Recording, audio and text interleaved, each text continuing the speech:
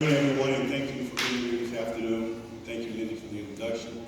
Sir, I don't know what your hourly rate is, but we all need that kind of energy. We all need that positive energy. Yes, you, sir. Yes, absolutely. This afternoon, I get the pleasure of introducing a friend, a co-worker, and a teammate.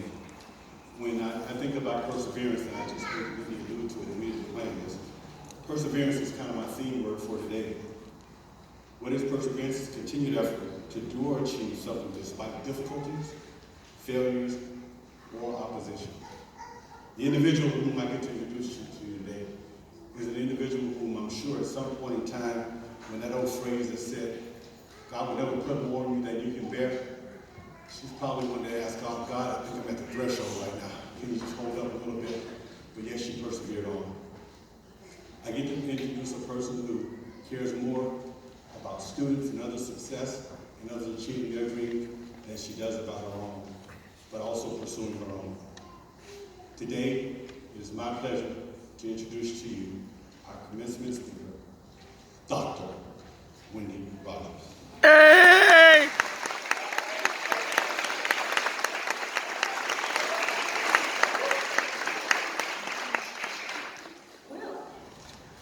Congratulations, graduates. Feels pretty good, doesn't it? Yeah, that's all it is. It's been just over 30 years since I graduated from here in the old auditorium. And let's just say there's a lot more people on this stage than there was when I graduated. We were about 30.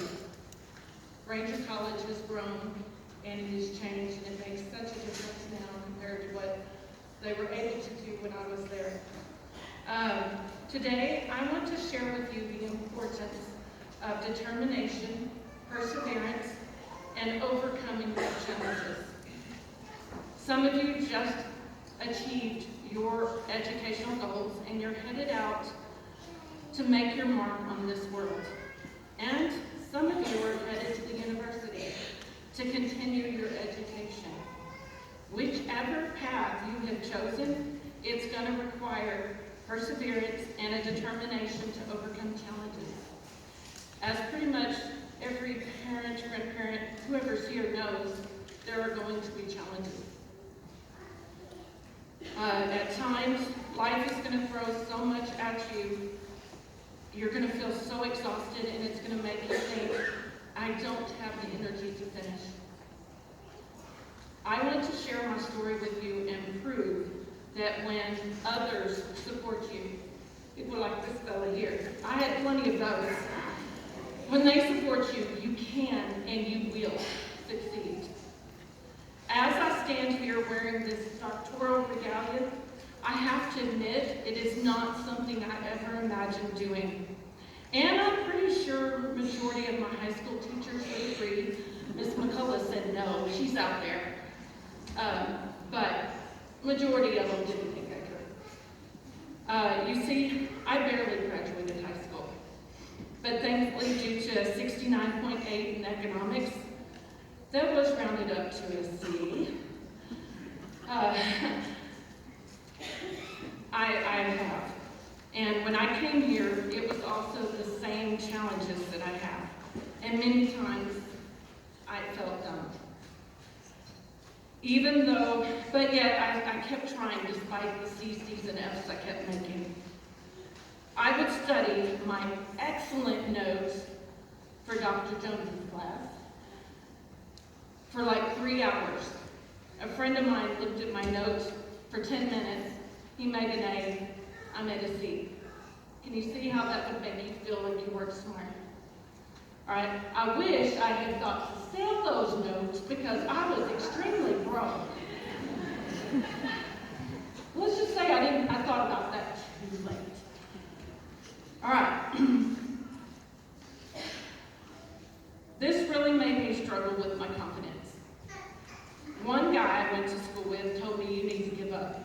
You're not smart enough. You can't do this. I'm sure glad he was wrong.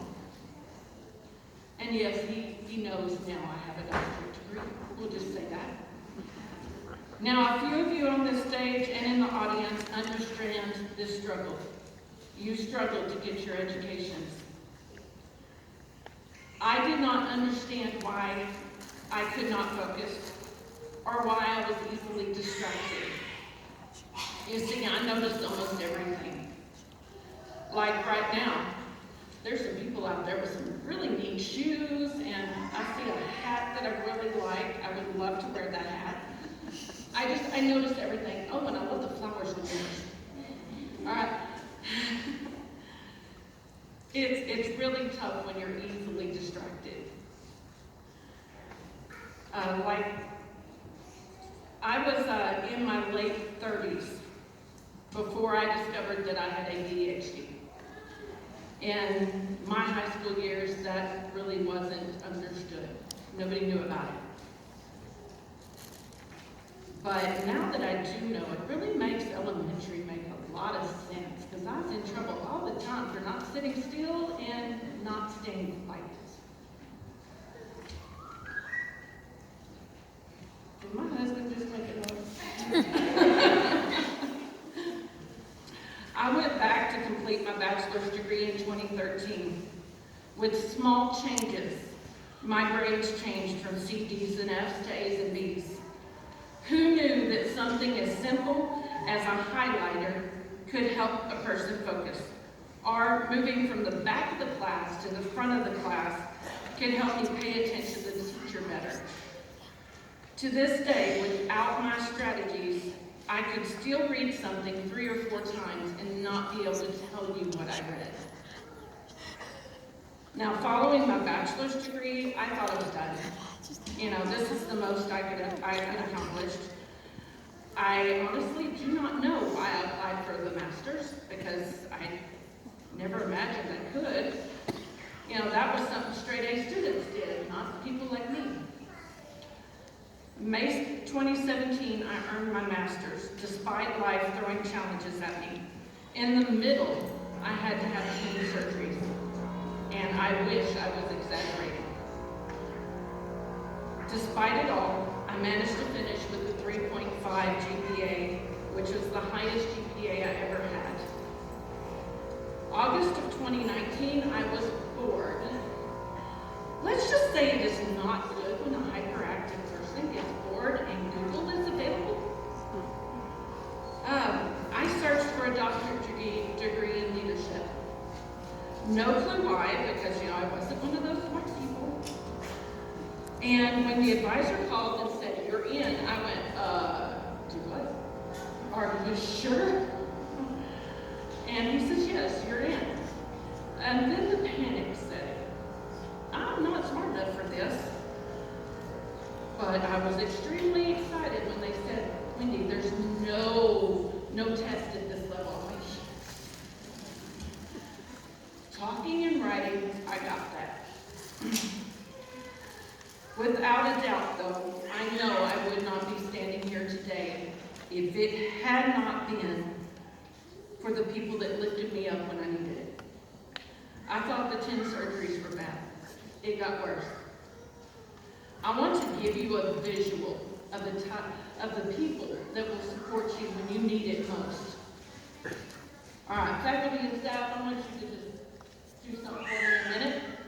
All faculty and staff, will you stand up, you too, Mrs. Harris, for just a second. I want to display to them the kind of support that they will have in their life. All right? That's a lot of people, right? Now, my family and friends that are out in the audience, can you stand up? Jim, you keep yourself out of that. All right. If I have any students that are here, most of them went home. Can you stand up? That's a lot of people. Y'all couldn't say that. That's a lot of people. I would not be here if it hadn't been for them. And right now, I want to tell you why. I'm going to cross the stage in May with the highest GPA I've ever had. I'm going to cross with high honors. I never thought I could. But without a doubt, I would not be here today without the support I had. got lost in my nose. ADHD.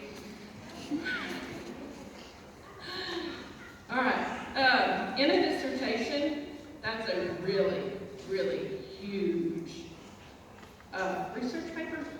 It's actually quite scary. There is an acknowledgments page. Mine is 2 pages long. And I realized this week I forgot somebody, but now thanks to the ADHD, I don't remember who I forgot. Let me see how quickly I can describe some of the challenges that were thrown at me through this process, actually just the last 2 years. And this isn't even all of it. Over the last 2 years, 4 immediate family members passed away. My husband spent 49 days in the hospital and came way too close to dying twice. Our church burned, and 3 other people in my family dealt with cancer. To say life tried to knock me down is an understatement. But it was the people that supported me, who took the time to run out to my office or walk across the Code campus and say, hey, are you and your husband okay? That meant a lot. It's those people that love you, that are going to support you, that will help you reach your goals. Surround yourself with those people that encourage you, people who lead by example, and those who hold you up when you feel weak, because there will be moments that you will feel very weak. Don't listen to those who tell you you can't, especially that inner voice. It's the worst one. The main lesson I want you to learn from my story is do not be afraid to try. If you fall short on something, figure out what is not working and then try again. We all believe in you. We want you to believe in yourself. Good luck. Now, go make it happen.